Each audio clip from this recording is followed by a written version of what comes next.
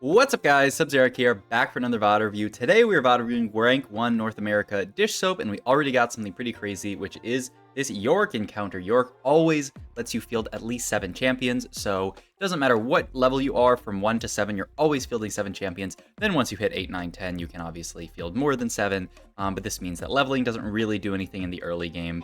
And it's really a race to just make the strongest possible board that you can. The other crazy thing about this game is that Dishsoap gets a pretty nutty augment, one that I wouldn't say people are necessarily sleeping on, but it's certainly quite strong with the changes to Heavenly. It looks really, really good in the stats, and yeah, Dishsoap gets to actually play around it this game. We'll see in just a second what augment that is, and it synergizes very, very well with this portal. So Dishsoap, just trying to build the strongest board right now, says, okay, I can play Heavenly plus some Behemoths and stuff like that. Gets the double Malphite Orb drop, which kind of opens up the Heavenly line. And this is the augment here. This is Divine Rolls. If you guys haven't seen this augment, you get 4 free rerolls, plus 1 for each of your fielded Heavenly champions on your board at the start of each stage. It also gives you a Kha'Zix and a Malphite. I watched the start of this spot. I'm surprised that Dishsoap doesn't. What happened here actually is that he got Malphite 2, it looks like. Okay, because yeah, it would have been nice if he... Because yeah, what happened to these 2 Malphites on bench? They are sitting on bench here, right? Oh, they turn into Malphite 2. Okay, so sadly he can't field those 2 Malphites, because if he could, then he could have up to 5 units here, so it's just a 3 Heavenly setup here, sadly, because they combined into this Malphite. If he could have fielded those, he could have had 5 free rerolls plus the 4 base. Instead, he's just getting 7 free rerolls plus the 4 base, well, 7 total. 3 plus 4 equals 7. I got you guys on the quick maths. But yeah, I mean, he's going to roll down here. These rolls tend to be a little difficult. Picking up, this is kind of why he picked Heavenly. It rolls really, really quickly because there's a lot of stuff that you have to do. You have to hit the potentially stronger units on your board. As you can see, Dishsoap himself is still a little bit dizzy here. He doesn't, he didn't get Umbral to put in here, so it's kind of awkward. He did obviously pick up a lot of 2-star units. He's got the Kha'Zix 2 and the Malphite 2, which are the big things. He's also got 7 Malphites sitting on bench here. So yeah, these type of rolldowns tend to be a little bit difficult just because you're using 7 rolls and then trying to build your board, especially in this spot when you're fielding an entire board of units. Hits the Qiyana 2 here and the Yasuo 2 that he can fit onto his board, and now his board is insane. But yeah, the stats actually suggest that this is a very strong augment. Really, really smart stuff by Dishsoap here to make 10, even though he has to play a lot of duplicate units. But a second Malphite 2 benefits from Behemoth, it benefits from Heavenly. It's fantastic here. And Dishsoap in this spot says, I have 3 Qiyanas here already on 2-2. I'm going to think about potentially playing Qiyana reroll from this spot, which is not a comp that really existed, I would say, prior to this patch. It's pretty rare, but the new changes to Heavenly actually make it a lot stronger because Heavenly units are now getting more of a buff from the actual Heavenly itself. Heavenly units now get like 70% extra stats from Heavenly itself. So it's actually a quite reasonable reroll comp to play when you're in a spot like this where you have this many Qiyanas, and we know at 3-2 we're gonna get a ton more rerolls. It's also really nice in this galaxy that, like I said, we get to field 7 units regardless. So at 3-1, we can probably get 11 free rerolls, which is insane. It's also, it'll be interesting to see what Dishsoap does with his econ, because pushing levels doesn't do anything in this portal other than change your shop odds. And so I'm curious to see what he actually does with his shop odds this game. You'd like to pick up something like an Edge of Night here. I don't know if, like I said, it makes sense for Dishsoap to play Qiyana from this spot, but I don't actually know if he already in his head is saying, like, I'm going to play Qiyana reroll here. He does, spoiler alert, end up playing Qiyana reroll this game, but he's just going to opt to make BT here. It's a very solid slam. It also leaves Sword and Glove open. If we were playing like a Kayn game, this could be like the BT Edge of Night, Last Whisper, and then, if we get a Heavenly Spat down the line, that can go into Lee Sin. That's what a lot of people like to do. It is a little bit annoying that we scout this player here, where we don't really scout him, but we end up fighting them. And we see that they have a Heavenly emblem as well. This probably is another part of the reason why Dishsoap wanted to go Qiyana reroll in this game, because, a lot of people, they take Heavenly emblem, they're going to be playing it towards, vertical Heavenly into like Kayn. But, Qiyana reroll uses a lot of these same Heavenly units, but you don't have to be contested for Kane. You don't have to go 8 and roll for Kanes. He's also scouting around. I think there was another person there who looked like they might potentially play Heavenly, or, you know, that kind of a line, though maybe they end up playing Vertical Umbral. But yeah, it's certainly a pretty contested line. So with 4 Qiyanas, I think it makes a ton of sense to actually try to play this version, and with Divine rolls, Heavenly rolls, whatever it's called. You get, you know, a really good chance of actually finding a Qiyana 3 really quickly. We're, like I said, 1 off the Malphite 3. We might even natural that. There's a Nico. There is a, what was that? Another Qiyana as well. We have 5 Qiyanas. Gotta do this when you play Divine rolls. Field all the Heavenly units you possibly can. Take out your other units. These don't have to stay out. You know, we're not going to play just 4 Heavenly for the entire game, but the rolls count immediately at 3-1, so you really, really want to not have all these other units on your board here. I imagine, yeah, I like the level to 5 here from Dishsoap, and he is just going to send it down here, trying to pick up some units. Actually, some pretty low roll shops. Doesn't really find much of anything from these. No more Qiyanas. The one thing he finds is that Malphite, but that was a pretty low roll down. Quite unfortunate for Mr. Dishsoap here. His items are also a little bit awkward. Obviously, the Edge of Night feels good onto Qiyana, but you want to hold this glove for Last Whisper. Obviously, Hodge would be a good slam, but that gets rid of your Last Whisper component. Rod can, I guess, end up being a Morello, though I don't know exactly who's going to hold the Morello. If we're going to be able to fit Morgana onto this board later, you could always throw it onto like a Soraka or something. Ooh, this is a weird portal here where XP costs less to evolve. Since we're probably rolling for Qiyana 3, we don't really love this. I like you have my bow here, pretty decently, allows you to make Last Whisper, and, you know, attack speed on your board isn't bad. Curious to see, maybe, I mean, is he going to go for the full content play, take Portable Forge here, and hopefully get, like, a rapid fire cannon? Oh, okay. He ends up rerolling it, so I guess his idea was go for Healing Orbs, a bit sad. Or maybe Best Friends, but I can't imagine that. But this is actually a fantastic augment here. Heavy hitters. You're going to... Your Malphite's already benefiting from heavy hitters value, so he's getting a bunch of AP, which, you know, is better for his spell. Qiyana, once she's 3-starred, is going to get a ton of AD, which is going to be really, really nice. So this is I would say, a quite reasonable setup here. I would have been really tempted to just take the free bow here, make the Last Whisper, and be good with it. But, I mean, obviously, heavy hitters is a fantastic augment here. But yeah, I mean, our game plan at this point is just go level 6, maybe even level 7, and use those 4-1 rolls at level 7. We're pretty rich in this spot just because of the amount of gold that we've been dropped, which is really, really nice. Also, just you're richer. You're kind of richer and you're poorer in this portal. It's weird because you get the 10 gold to start the game, but you also have to field all these units. But Dishsoap has done a really, really good job of making econ. I remember that early sell that he did at, I think it was 2-2. It was either 2-2 or 2-3 to make 10 gold, where he just fielded a bunch of heavenly units. That was fantastic for keeping his econ in a good spot, because if he hadn't done that, he would be way, way, way poorer here, because making your first 10 snowballs your econ, as I've talked about many times before. No bow on Carousel is a little bit awkward here, but a Soraka with a belt could be Morello's. That doesn't exist anymore as well. So what do we go for here? He's just going to go for another glove. I guess that's just going to be Hodge onto, like, maybe even a Kha'Zix 3.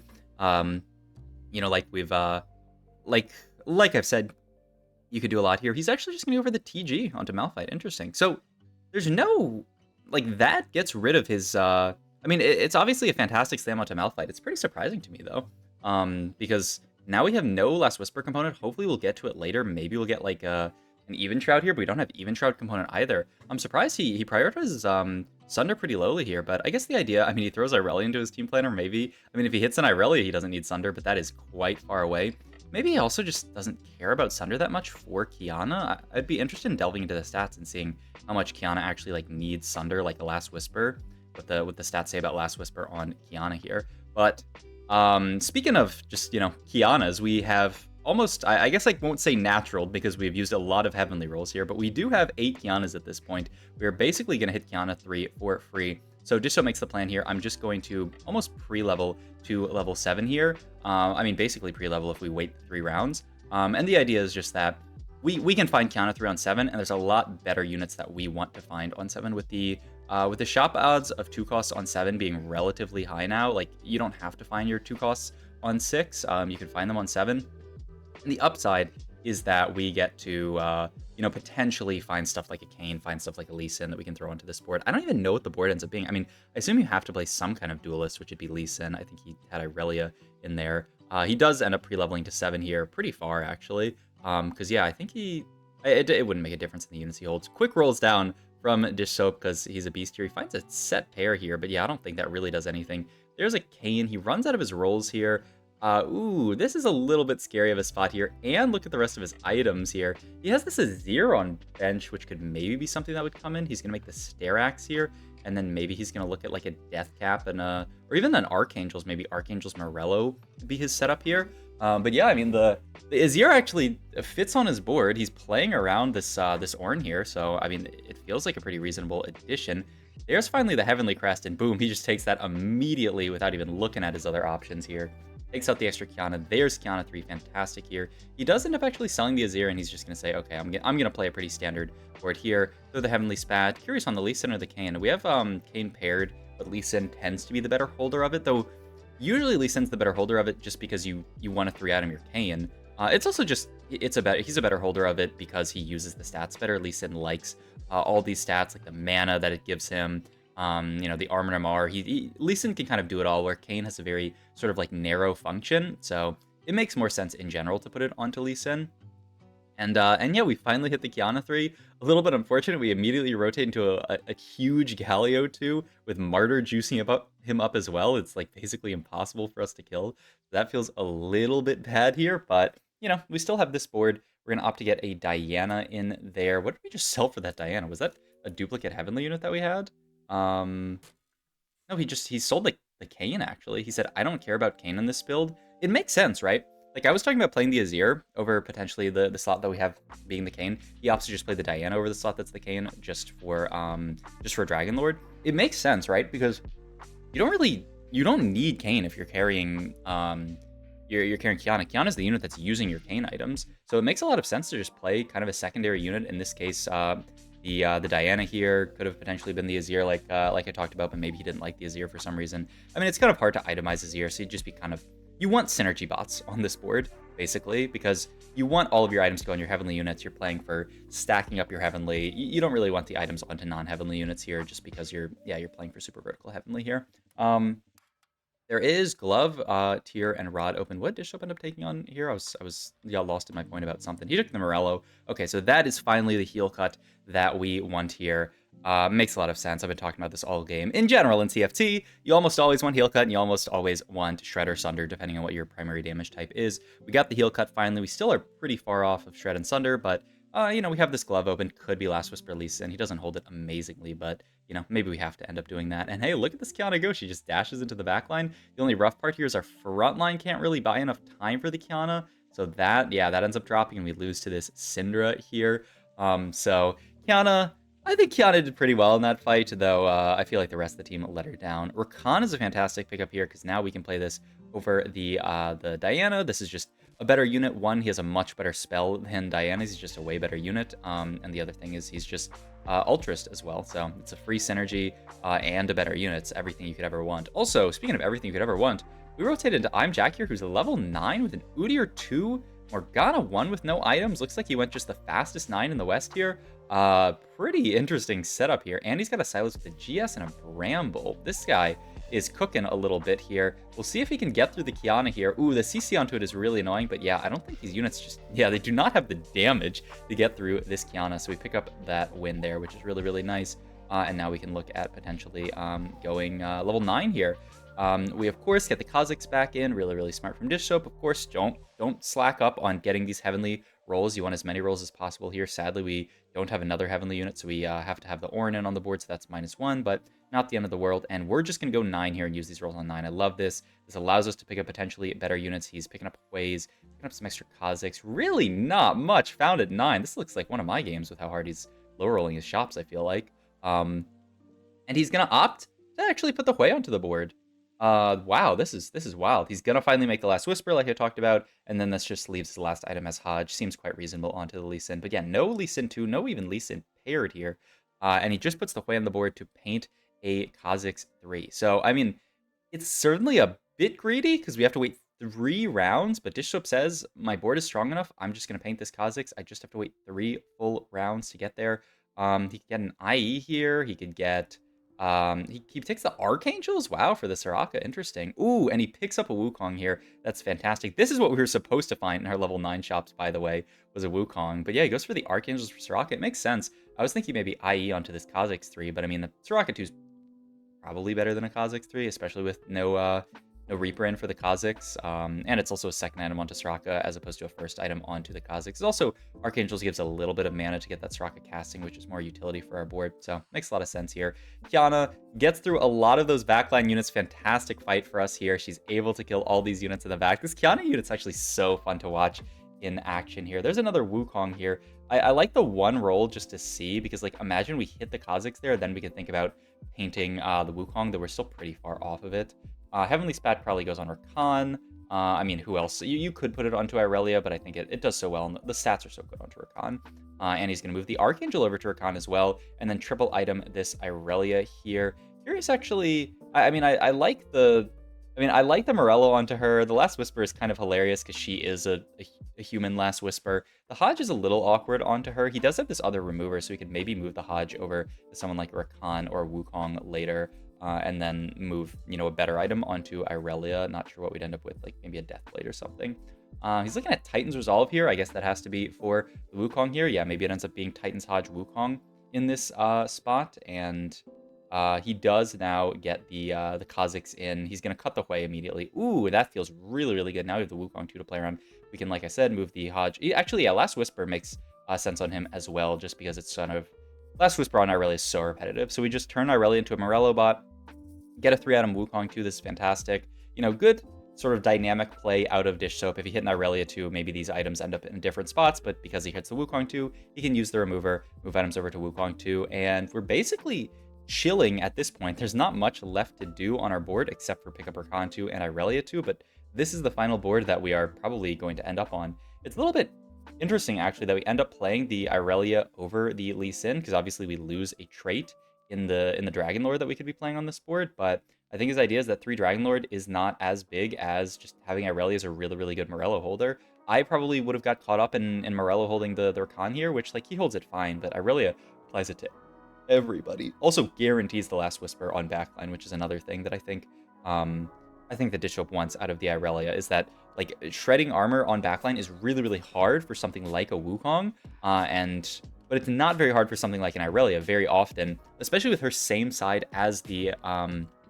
The Qiyana's going to end up dashing into backline, and then the Irelia, because she's hitting the units closest to her, will end up snaking her blades over to the backline, armor shredding backline, which feels really, really good for Qiyana. So I mean, if that's the idea, I mean, it makes sense in hindsight. I think that is really, really smart from Dishsoap. Just gonna roll down here to try to pick up, you know, whatever we need here. So we have, I mean, it's either Gunblade Irelia or TG Kha'Zix. The question is, how much faith do you have in Kha'Zix? Or I guess it could be neither, and it could be Static Shiv. Wow, okay. I mean, Static Shiv makes sense as well. It's the stats actually say it's fantastic on Irelia. She applies it pretty well. And it is MR shred for specifically just our Rakan. I'm interested how much magic damage Rakan is even doing here. Like an okay amount. It's actually, if you looked at that damage chart, you can see it in the next fight as well, probably. Malphite actually does a decent bit here. I think I was probably partial to the TG Kha'Zix. His chat is yapping at him and saying TG div, but I don't know. It's an interesting question here. The Shiv is crazy to me, but it makes sense in some ways.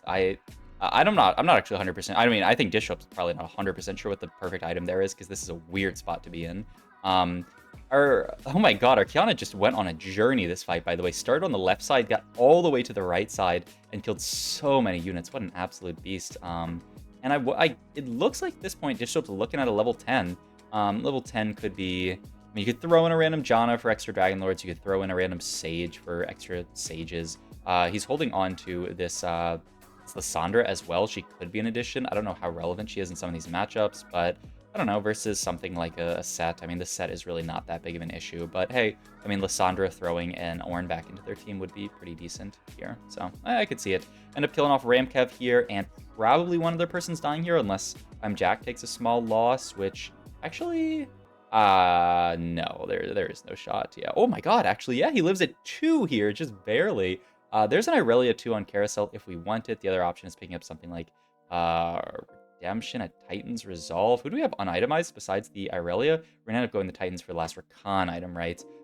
So, I mean, a pretty mediocre Rakan item, I would say. I am not excited about a Titan's Resolve Rakan, but I think our only other option was, like, I mean, I didn't see if he actually had the BT as an option, but I think BT, I would have preferred BT onto the Rakan. Interesting to see what he prefers, but I mean, it's not that big of a deal, and he probably didn't have the option to go BT, I would think. But yeah, we've gotten to this board, we've gotten to level 10, and just look at how this board chews through everybody.